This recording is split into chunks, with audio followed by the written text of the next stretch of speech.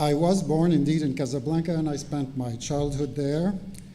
Then, and it's not until we moved to Marseille that I realized how vivid everything in Morocco had been.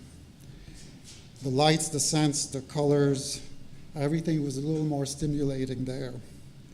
You probably know that Matisse went to Morocco in 1912, and he experienced it as a revelation, a confirmation that he had been on the right track, that the colors he was already painting did exist out in the real world. Although he believed he was painting the inner life of the mind, it was a great relief for him to see that these colors did exist, not just in his imagination, but in the external world.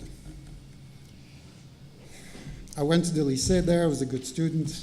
My father had big plans for me to go to business school, but it didn't work out like that. I was always drawing, painting. It was the only thing I wanted to do. I did come from an artistic family, not visual, but musical. My grandmother, at whose home I spent a great deal of time as a child, was a recording star, and being in her home was a feast for the senses in every way, and the heart too, because I felt safe there. It was rugs, filigreed glass, brass platters, ornate carpets, Venetian glass mirrors on the walls, crushed velvets everywhere, and musical instruments, and music, and her singing. I'm sharing this in part to illustrate what I was surrounded by when I went to her home anyway. And it'll shed light on a little bit of light on the titles, as you will see later, which I arrive at sometime in a single moment, although that's rare. Most of the times I wrestle for them endlessly, much as I do with the paintings. I think of the titles as adding another color, another detail, which I hope enriches the viewing without seeking to guide it or explain the painting. The years in Marseille were miserable. My father had bought a cafe in a dingy neighborhood, and I felt much like Marius in the Pagnol trilogy, always dreaming of escaping. Whereas Morocco had been a feast for the senses, there I felt as if color had been drained from everything. To compound the loss, when I was almost 14, my father forbade me from ever drawing or painting again. I did stop. It was difficult. I went into emotional hibernation. Later, I finally did escape, and I landed in Los Angeles, where I began to thaw and rediscover creative joy. This time, it was music. And music still plays a big role in my life, but in a secondary role. When I went to work in Los Angeles, it was fittingly in the film industry, first at the William Morris Agency, then at 20th Century Fox, where I read lots of scripts, I saw lots of movies in screening rooms, and I wore three-piece suits. Then at age 23, 24, almost as in one moment, and no drugs, I came out of emotional deep freeze. I started to see trees as if I had never seen a tree before, and other things as well. I had experiences which, if I had been religious, I would have thought I was in a state of grace. I was flooded with a sense of the miraculousness of everything. It was overwhelming, it was a tsunami, there was no resisting, and I had to be an artist. I didn't know what it meant, didn't know where to begin. I had not been an art major in college, and eventually had dropped out. I was exhilarated by the awakening, but at the same time I was terrified, but at the risk of quitting what seemed to be a promising career and for a most uncertain future. I was, however, intensely aware of mortality, not in a morbid way, just I was really aware of it. And so I was more afraid of one day looking back and realizing I hadn't lived my life than I was of taking the chance of living a life of art. I quit my job and I entered art almost like a religious calling. I actually considered going into a religious life for a while. Then I realized it's not me at all. So that didn't last. I started to write bad poetry, but I took art classes, drawing, sculpture, ceramics, all at the Otis Art Institute in LA. It was there I met Henry Takemoto. Henry had been part of the group with Peter Volkus, Ken Price, Michael Frimkus, and Paul Soldner, who had taken clay from craft to art. around the late 50s. Henry introduced me to Michael Frimkes, who offered me an apprenticeship in his Venice studio. I hadn't really wanted to be taken so far from painting, but this was a unique opportunity to work with an amazing artist, so I took it. In time, I started my own studio, and in the course of the following years, I did everything I could think of to do with clay.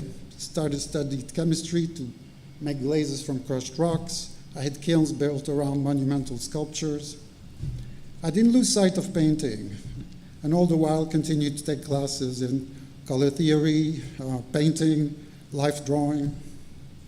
Eventually, I was done with clay, went back to grad school, and got my MFA from Claremont in painting.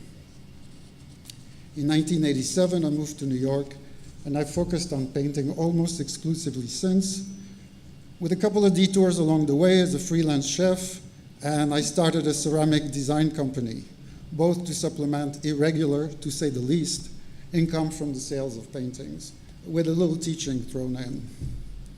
Fortunately for me, the past 15 years or so, I've been able to paint full-time, to be a painter every day, as Gauguin said after he quit his job as a stockbroker. He was a Sunday painter, so the way he put it is, from now on, I will be a painter every day. So I consider this a privilege, and I'm very grateful to be in this position today. So before I start with the images, I'd like to show a 5-minute video that was taken in my studio this July. Thanks to Kiki, if she's here. So let's do the video.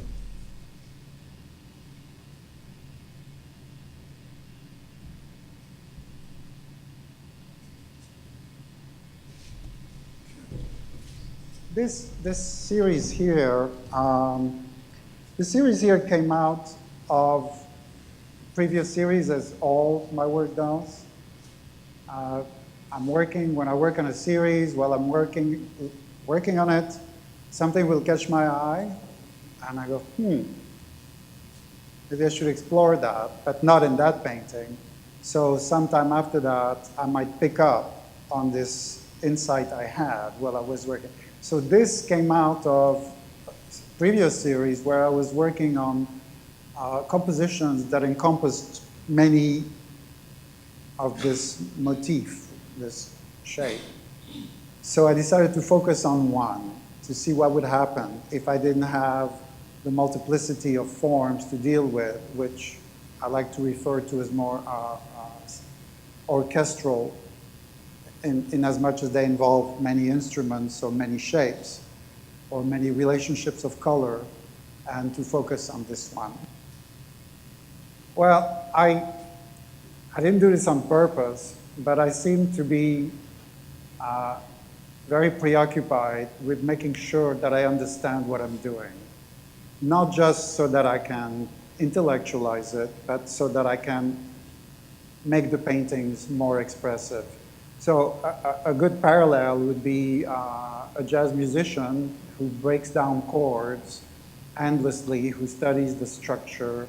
I think of Charlie Parker because I'm a big fan, who spent years just breaking down chords, endlessly breaking down chords to understand what is the structure of a chord and how does it move into another chord. But then, when he would be playing with other musicians, he could just take off, completely improvise with the freedom that is given by the discipline that he put into understanding harmony.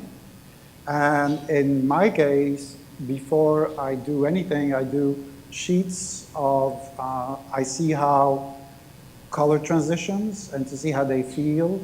So before I even start a painting, I've done endless transitions of colors and seeing, okay, do I want it warmer? Do I want it cooler?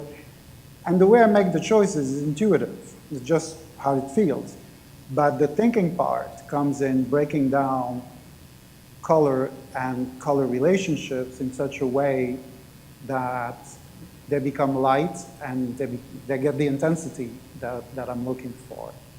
So along with the color transitions that I do, and I do literally sheets and sheets, I have stacks of them, I take notes.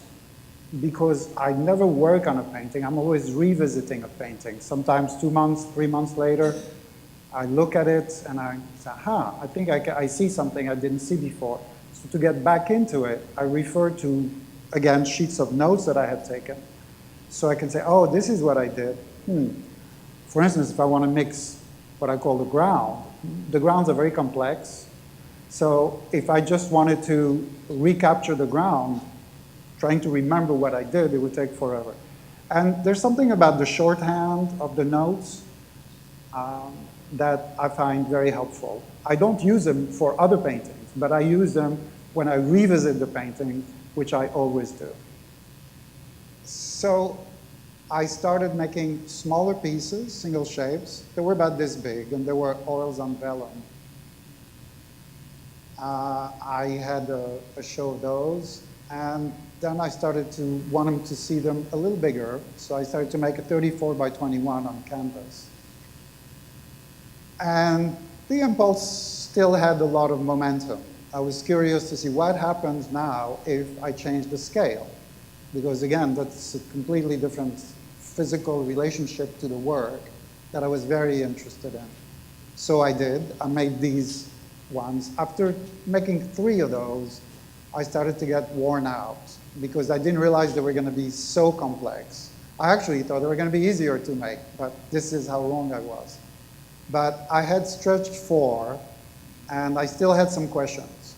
What if I do it a cooler yellow or warmer? How is it going to affect the feeling? How is it going to affect the space? So I ended up making 4. And by that time, the momentum kind of exhausted itself. You go into a series with a certain amount of enthusiasm and questions, and it just works itself out. And so I went back to multiples, which is what I'm now exploring again, but after having worked on single shapes for 3 to 4 years.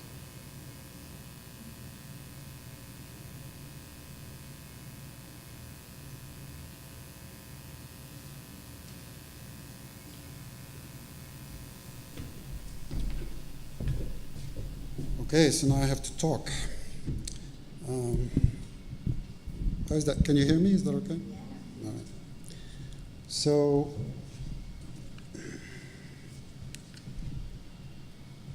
I just want to say the paintings will be on view starting Thursday because the color is a little bit off. It's always difficult to, particularly with the specific nature. I mean, there's a little bit of acidity in the yellows that you don't find in the actual work, and the black of the shape on the right, it's actually not black, it's brown. So just be tolerant of that. So this actually 79 by 118, so this diptych. It's the biggest piece I've done in a long time, and it's the biggest piece that will be in the show.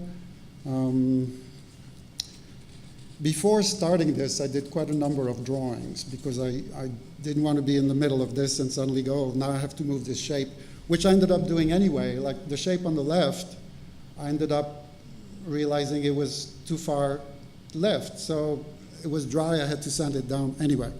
But still, I did a lot of preparatory drawings. I did a smaller painting that I thought would be helpful for the palette, and it was, but I changed it anyway. So before I actually get started, this is an art school. So Picasso famously said that when critics get around the table, they talk theory. When painters sit around the table, they talk turpentine. So I'm more going to talk turpentine than anything else. I'm going to talk about the process and not try to be too theoretical, so to speak. So I had to think of how far back to go back before I move on. And so I decided to go 26 years to what was essentially my first one-person show in New York. So I didn't introduce a series of abstractions before that. And before that, I was doing figurative work. My MFA show was figurative, or I didn't do any of the ceramics or sculptures that I did. So I'll start with 26 years ago. So this is 72 by 64. Compared to the series of abstractions before, which I started on very saturated ground, With these, I almost got rid of color because I was interested in exploring pictorial space. I had it in my head that if I did contradictory visual clues, sometimes something was in front, but then you found it was in the back. If you couldn't name where things were, the painting would remain alive. So, oh, the other thing is I'll show about 2 pieces per series for practical purposes. The other thing is also it's organized chronologically, but it doesn't really work like this. Sometimes I revisit something from before. So this is for organization's sake.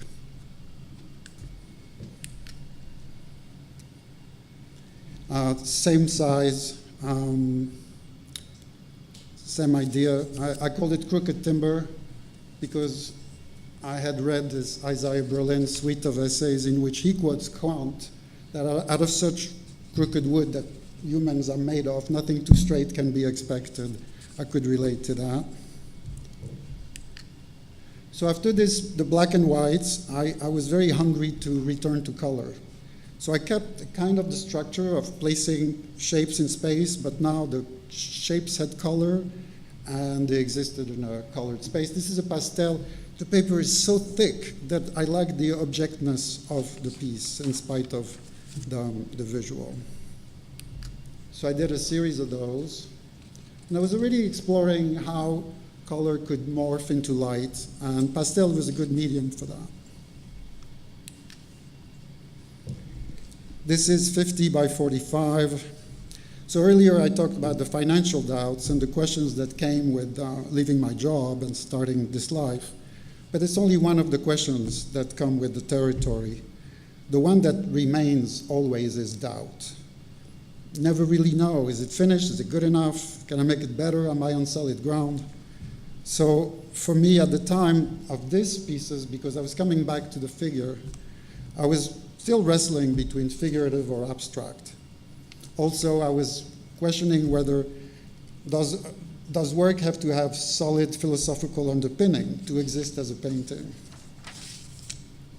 Ultimately, in terms of the figurative and the abstract, I came to the conclusion that it doesn't matter. It's really not what, it's how it's painted that matters. So I returned to exploring the face as a starting point, rather than starting directly from abstraction as I had did for a couple of series before. It's hard to see because the color is a little bit off, but there's a nose that's pushing through in the middle. You see a little bit of the mouth. I kept just enough, but I kept the volume. It feels like the face is pushing through from behind the canvas. So I started from a self-portrait, done directly, and then I almost painted it out. When I came to New York, I came with a lot of questions. I would go around, look at art and paintings, and I was trying to figure out what is it that moved me? What is it that I wanted to focus on? And like, what is painting? What is a painting? So at the time of this series, I was immersed in the writings of, excuse me, Emmanuel Levinas, and particularly how he equated the face of the other, which is a term he coined, being as unknowable as the infinite. For some reason, I made a connection with timelessness. What interests me in art? What is it that I like about art 300 years ago, that I like about art today? Something that is impervious to the whims of fashion. I had been interested in self-portraits earlier, so I found it natural to re-enter the subject, now in the light of the readings that I was doing. Levinas in particular, and his writing about ethics, interest me because I'm not religious, but I do have a sense of the sacred. So I was turning to his writing, hoping to get some insights, how to get a handle on this, and also how to raise our daughter, because we didn't have religion, but we wanted to teach her what is right. So again, when I started art, it was kind of a religious calling, but without the organized religion part. And given how difficult it is to keep your path, to not be thrown off, it better be a calling. So, as I said, I was doing self-portrait, and while I'm not interested in repeating the past, I always wanted to maintain a connection with the history of Western art. I'm not an iconoclast. I'm not interested in tearing down the edifice that came before. My small ambition is to add a brick or two. So before launching into these paintings, these more abstracted, I felt I had to start from very detailed drawings, from observation, and then I would end up with whatever I would end up with after I painted it out. So this was started from a frontal view. This is 35 by 30. So I did a very realistic drawing, and then I surrendered to the sensuality of the brush. And the brush, I modulated 3 colors in each brush stroke, and I really enjoyed that. There's another French art historian, Renee Regan, who had a beautiful image for art making. He used a globe. So at one pole, he used the ideas, at the other pole, the materials, and art for him happens at the equator. I like the image. I actually made this painting in 3 days. First and last time this ever happened. So, talking about materials, I got it in my mind that I wanted the experience of the maximum sensation of color I could get. So I literally went to unmediated color. Instead of buying tubes of paint, I would go to Kremer in Nolita and buy little bags, come home, put them in glass jars. Then I had 2 shelves of glass jars of pure color. I almost thought that was a work in itself, but I had to make paintings. So seeing them like that was just mesmerizing. It was almost ecstatic. I think that's where I stopped learning. I stopped naming colors and just getting sensations and almost stopped naming them. Then I would come home with these beautiful things, and it was really a matter of like, don't mess it up, as my friend Anton would say. Gerard, don't mess it up, although he didn't use the word mess. So it was really do no harm. You bring these beautiful things, you want to make something with them, and that was really the challenge. So because of the material itself, it was powder form. I had to wear gloves, I had to wear a mask. I built a tent in my loft. It was a real mess, but I had to see it. So I chose to do big shapes and that deny the hierarchy of a figure on the ground. So you can see it alternately move back and forth. But the surface is very, very tactile because it's unmediated pigment. I did put some fixative, but as little as I could get away with.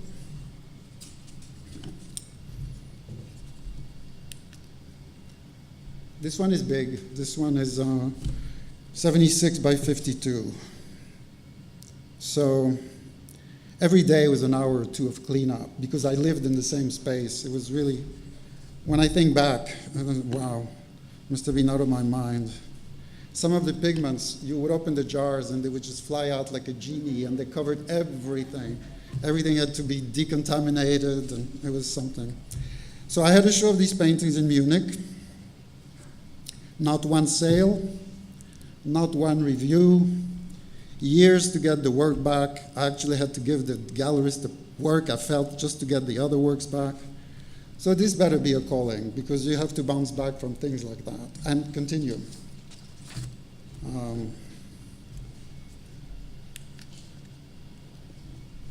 So when I started the ceramic design company that I was mentioning, I had this big plan. I was going to work at it 3 days a week. I had somebody who was going to handle the practical thing. I was going to be design, the talent. Except it didn't work out like this. And I fell into a quicksand. It just ended up eating me alive. So to not be cut off from painting, I started to do watercolors. Because you can work on watercolors a couple of days, you can walk away, you come back, you work on the weekend. That's what I did. But it turned out that giving the medium this kind of focus turned out to be a revelation. After the intense experience of saturation of pure color, now I was discovering the magic of transparent pigment on a white surface and the delicacy, the transparent shapes that you could overlap. So it was really quite a discovery. So you add a shape, and it had an edge. Because if you put one shape too many, everything falls apart. Instead of light, you get mud, and you can't fix it. You know, the pigment is in the paper now. So I kind of enjoyed that. And I did spend a lot of time on each piece, so I didn't want to lose them.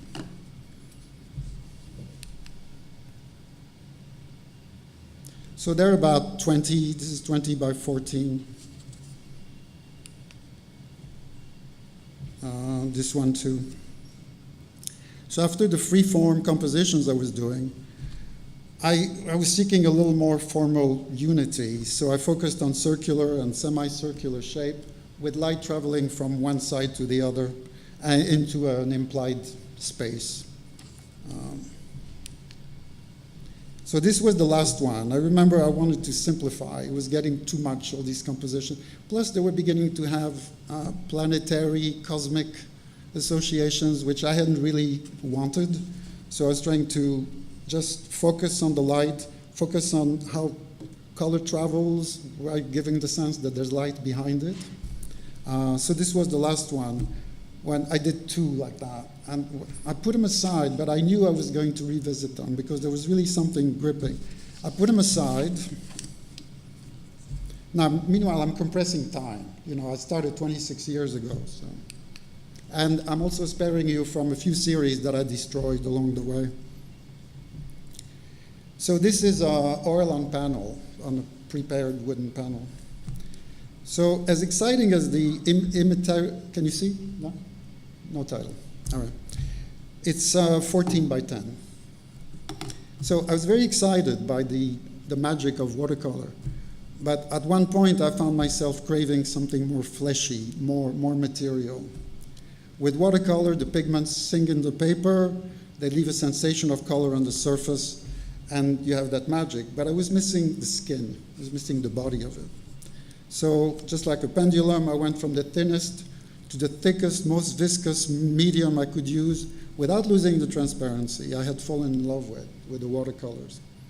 So for this, I used stand oil, which is very thick, and then I added ground glass to add to the thickness without losing the transparency.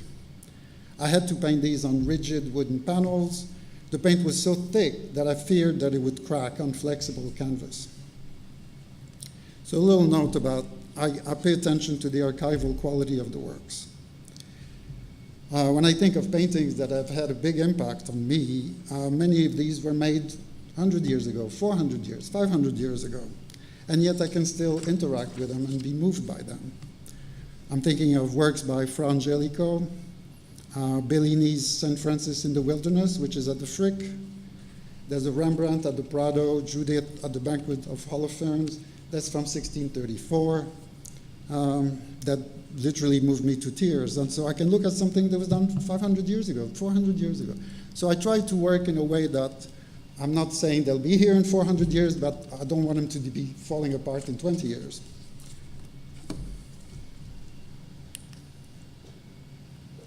Same thing, you know, this one is 11 by 14, and the paint is so thick that years later it was still tacky to the touch. So obviously I couldn't go large that way. I had to do something. So I went back to canvas, and I used a thinner medium, something I could work with. Because the other thing is that this medium didn't allow the brush marks to stay. They would just flow. So I would make a mark, and it would flow.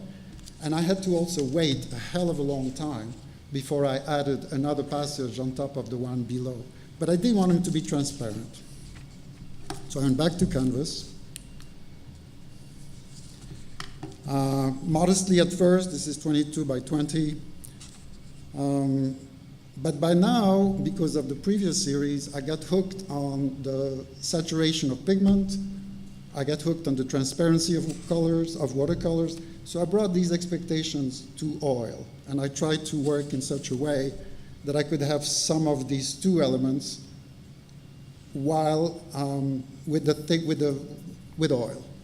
I like oil. Again, you know, to think that this was all planned out, that's just the way it sounds now. It's really more like walking, you know, in the mist and realizing what I did after the fact. It's just really groping my way. This makes it sound like it's very organized, but it's not. It's really after the fact. This is a little bigger. So again, before adding each shape on top of a shape below, I had to wait for them to dry. So with watercolors, it's not bad. 10 minutes you can do that. But with oil, so I knew I couldn't continue working like this, but I had to see them, and they took a very long time to make. Fortunately, I still have them.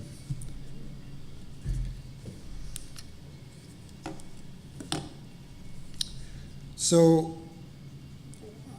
looking back, a lot of what I'm writing, actually, I realized what happened because when I was putting the talk together, I thought, oh, I think that's what must have happened from this to that.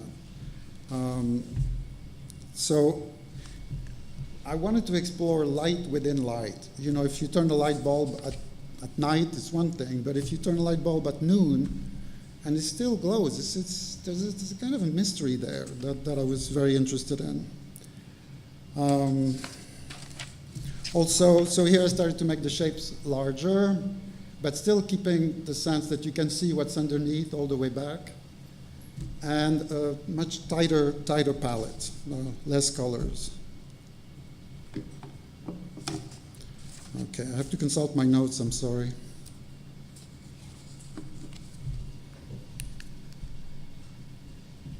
So this is the last of the series. I think I got to the point where I had to wait so long between each passage. I liked what was happening, but I started to think maybe I need to move to a different way of working. So this is 38 by 34. So this gave me a chance to work a la prima, very directly. I didn't have to wait for drying. I could make decisions, and it was exciting. It was exciting. And there were still tons of questions. Is the light convincing? Does it convincing light affect what's next to it? But this was more immediate. On the one hand, there was something about working in the series before where I had to think, I had to wait a lot. And I think I found some comfort in that because this was like, oh, now I have to move more quickly. But it wasn't that quick anyway. So here's another one in that series. Oh, wrong one. Oh, I'm missing one. Okay, sorry, missing one. So this was a series after. And this is 56 by 42. I think I got to the point where I wanted to really see, I really wanted to see the paintings generate their own light. You work figuratively. Essentially, you're painting how light falls on an object, whether it's a portrait or a vase. But I started to think, what if the paintings made their own light rather than representing light? What if it really came from the canvas itself? So I was pushing and pushing to that, and I got to white light. Kind of was sensible, made sense.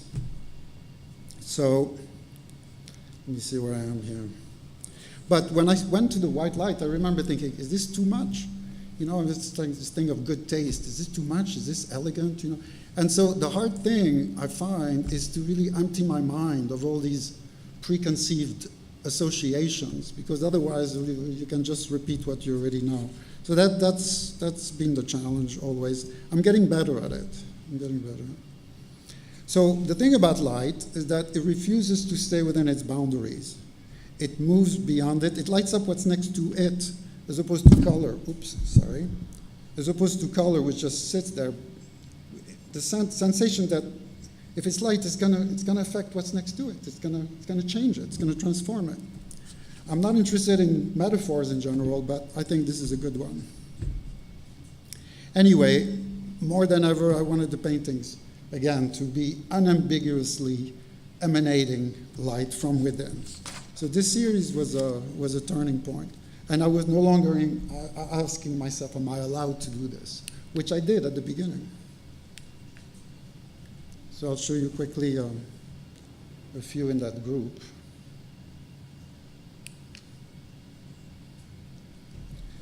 So this was kind of, I started this painting in 2005 and I revisited over the year until 2009 because I wasn't convinced that and I was trying to figure out what do I want with that white space. Do I want it to open up completely? Do I want something in it?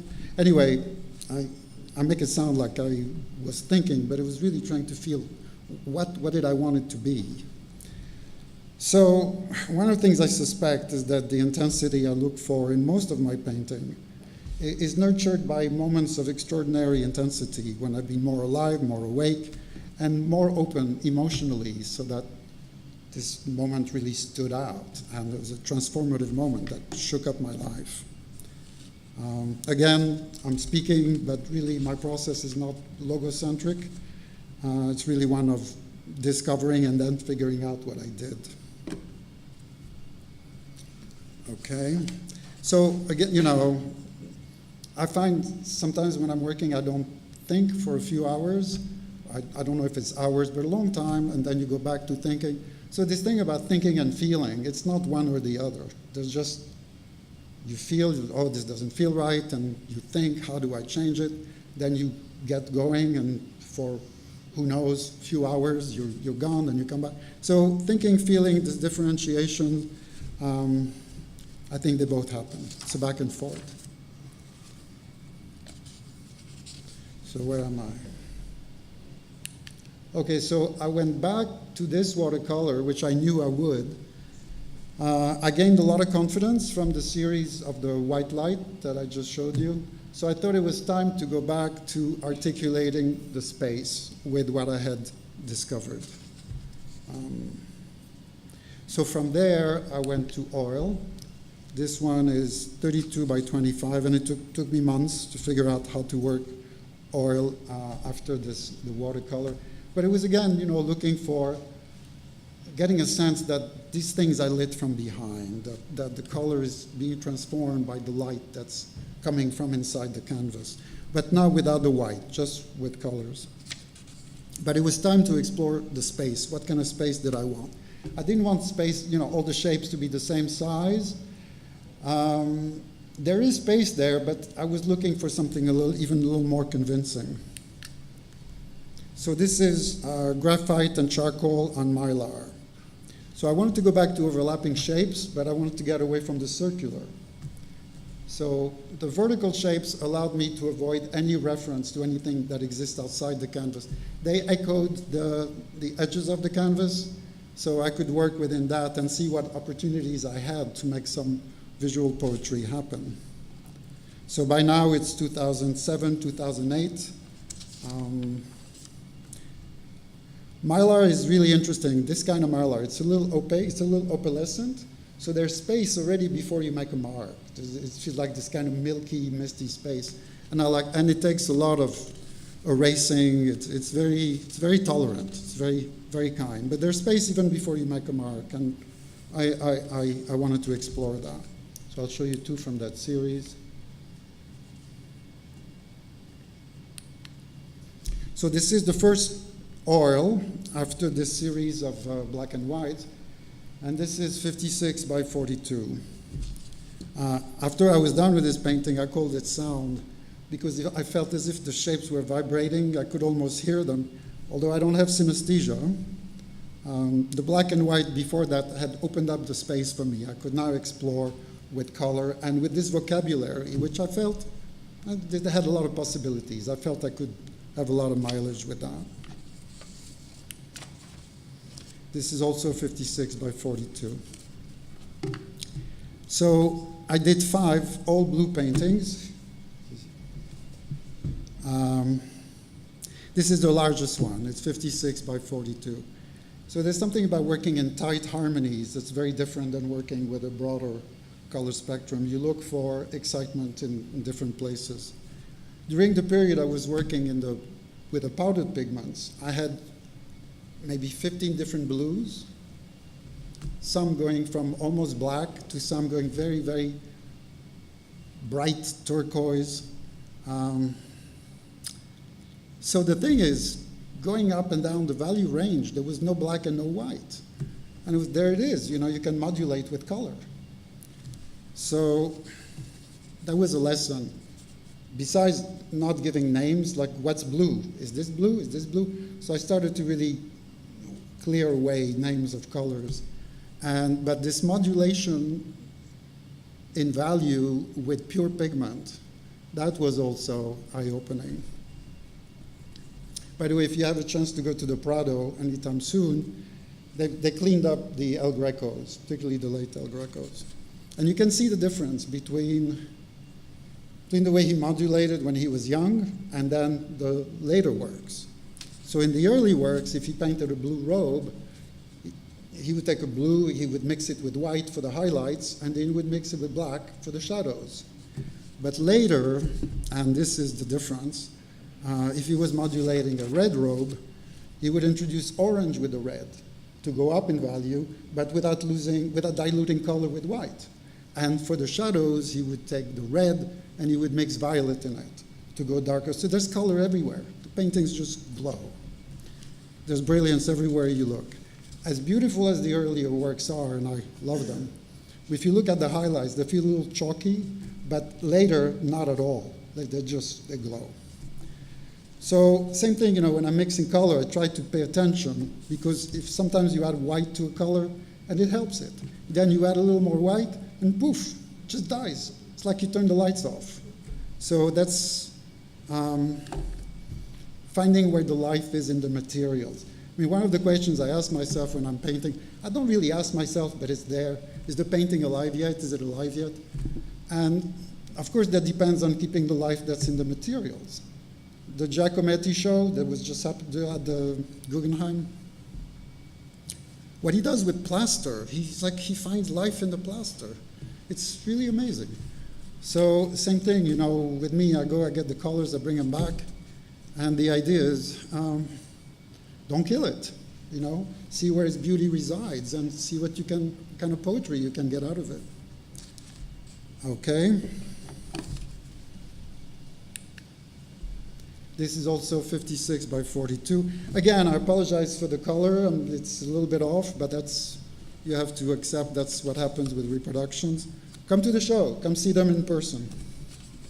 So this one, it's called Bending to Catch the Light. I started, the shapes were vertical, but then as I was making them, they kept moving. So I decided to push it even more. That's the thing. In some ways, the work is very structured. As you saw, I do a lot of studies. I take a lot of notes. I do more sheets of studies. But I also set it up to give myself room to improvise while I'm making the painting. And I feel I'm on solid ground because I've done all this preparatory work.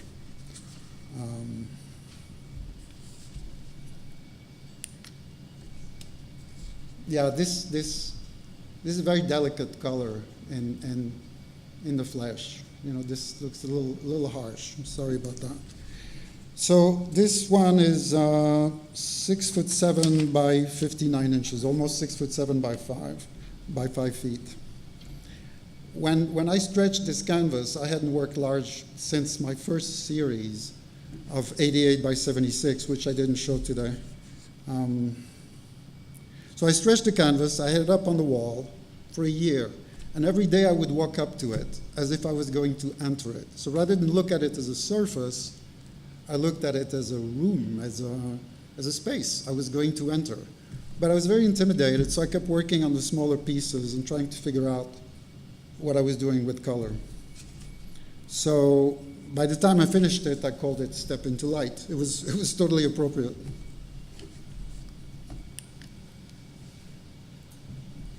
So this is a drawing. This is 29 by 22, graphite and charcoal on very smooth plate kind of paper.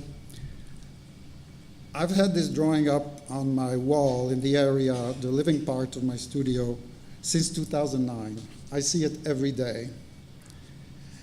There's something about, it's both a tonal drawing and a line drawing, but that's not what excites me about it. What excites me about it, I'm not sure really, but I just know that there's something in it that I want to fill my eyes with and eventually do something with. So I see it every day. So this one is, so now it's 2009, 2010. This is 32 by 25.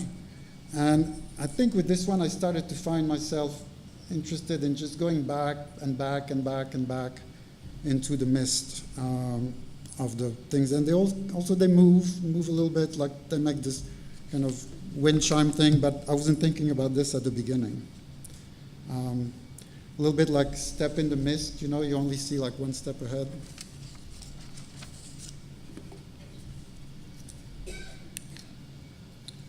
Wow, so the color is seriously off here, I'm sorry. It's very delicate, it's very soft.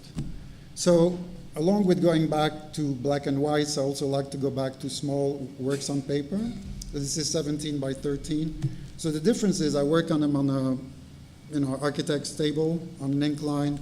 So I'm leaning over it. I can embrace it without even stretching my arm.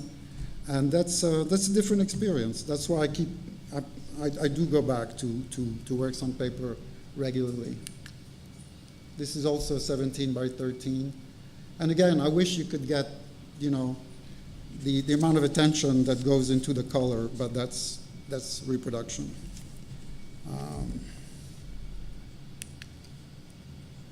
So this is a small drawing, it's 10 by 7. And I was starting to explore monumentality, you know, a big shape on a small surface.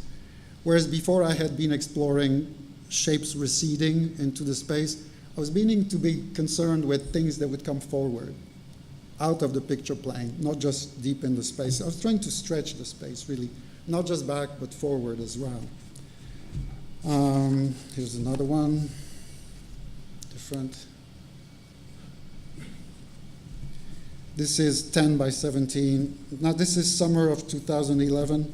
I called the one before and this one, I called them ocean drawings because I made them while I was looking at, I was lucky I was able to draw while I was looking at open space of the ocean and the horizon in the distance. And all that empty space, I kind of felt like there were forms and forces, which I get also from Renee Regan, who wrote a book called Forms and Forces, in how we talked about art. And so I called them ocean drawings, and it was very helpful because I would imagine some of them very, very close to me, and others very, very far, far, far, kind of filling the space. And I was hoping to translate, to capture the sense of wonder, you know, that I have when I look at the ocean, you know, infinite space.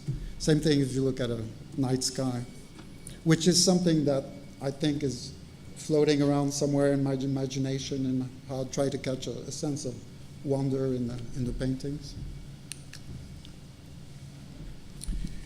This is 3 feet by 5 feet. So that line of light that you see going on, it's modulated in the color. It started to emerge, and I started to surrender to it. I thought, wow, that's something. So really, you know, when you teach what you know. When I paint, I try to discover what I don't know. So I kind of get lost on purpose and see where it's going to take me.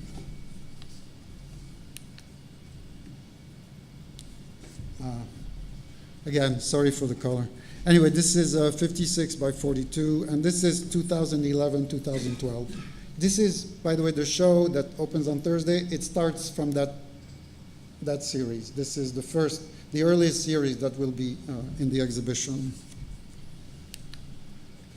There's another one from the show. This is 3 feet by 5 feet.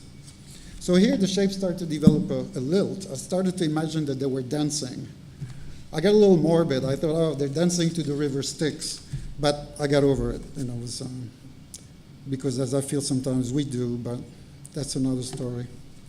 I've had people see figures because of the verticality of the shapes, but that's not. I don't see them that way. I see them as a vehicle for color, for light. I see them for opportunities to make something happen that I find exciting.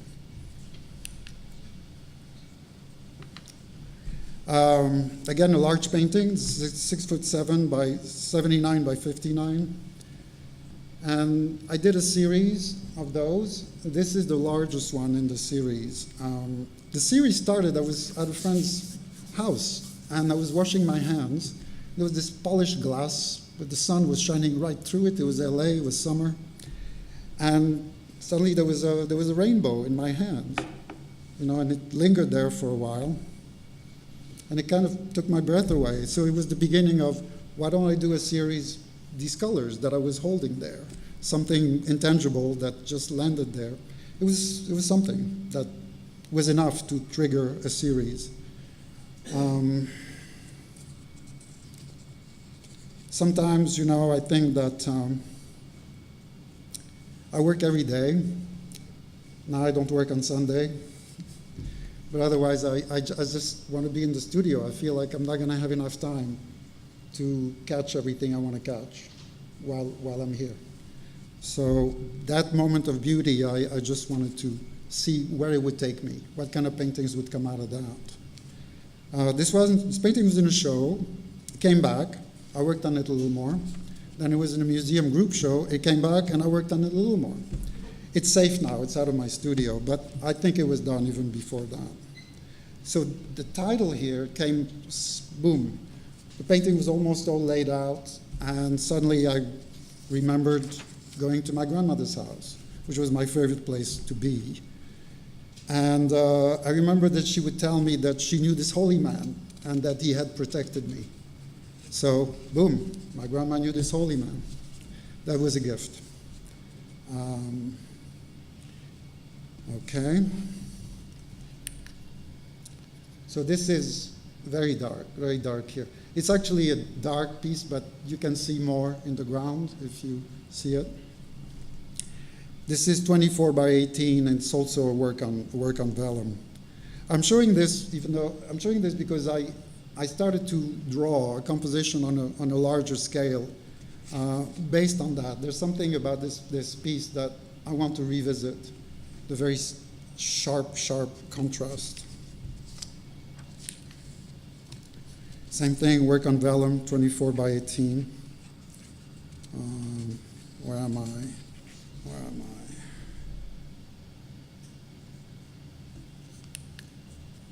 So, black and white, back to black and white. But this time I had the recollection of the years I worked with pigment, so where the brightest part of the work is, I put quite a bit of thick pigment, and I think it pulled the drawing together because what is light becoming almost like dirt, except it's white dirt. So I like that. Okay, I'm going to speed it up a little. So the whole time, for quite a while, I'd been thinking about single shapes as opposed to multiple compositions. So this was the first study that I did. And I was very skeptical. Is this going to work? Is it going to be enough to hold my interest while I'm working, to just have one shape without all these relationships? But I thought to explore it. So after this, I did a series of vellum single shapes, small, so I could see them in one glance, and just explore where color lights up what's next to it.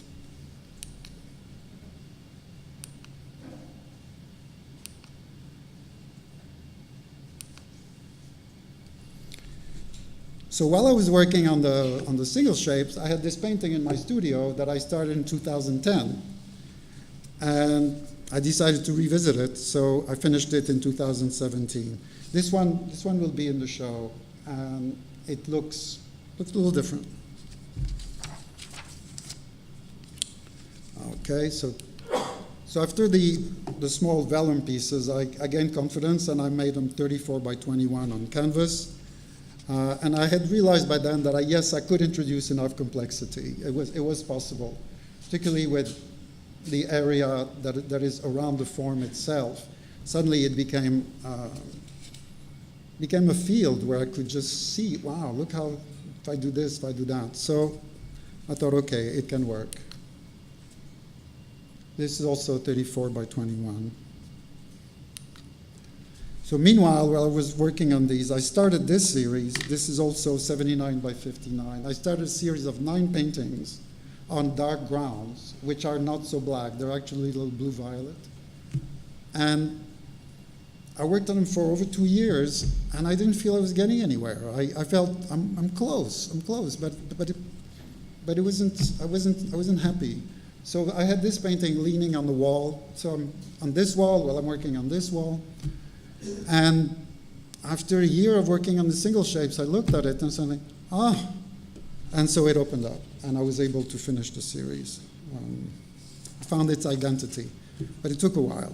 And I named it after a poem, a piece from a Rimbaud poem, With Burning Patience, and it seemed appropriate 4 years later. So this one is in that series. It's 3 feet by 5 feet. This one is small.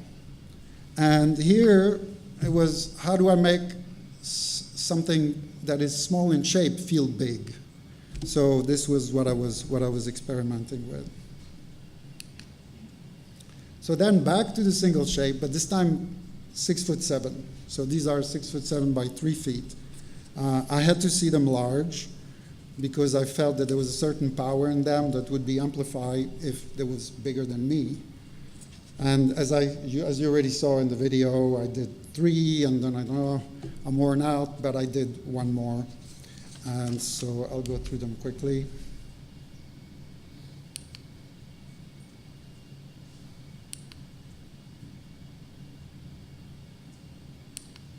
So then I was back to exploring multiple compositions, but after all the experience of focusing on just one shape for 3 to 4 years almost. So a little bit about music. While I was working on the single shapes, I listened almost exclusively to jazz. I listened to Charlie Parker, I listened to Miles Davis, Sonny Rollins. Now the thing about these guys is the combination of unbelievable technique and the soulfulness really spoke to me. And so that's what I was listening to. But when I work on the multiple compositions, I listen almost exclusively to symphonic, to orchestral works. Something about an orchestra, you have all these different colors of sounds. And if I tried to put something else, I would immediately have to take it off and go back to listen to symphonies. Mostly Beethoven, not exclusively Beethoven, but mostly Beethoven. If you know anything about the way he worked, he was constantly rewriting. But the thing I like about him is the range. The emotional range is staggering, from exquisitely delicate to like that. So if I had to go on a desert island, if I had to take one composer, that would be the guy. So back to the first image, and I think I'll stop talking. So, voila.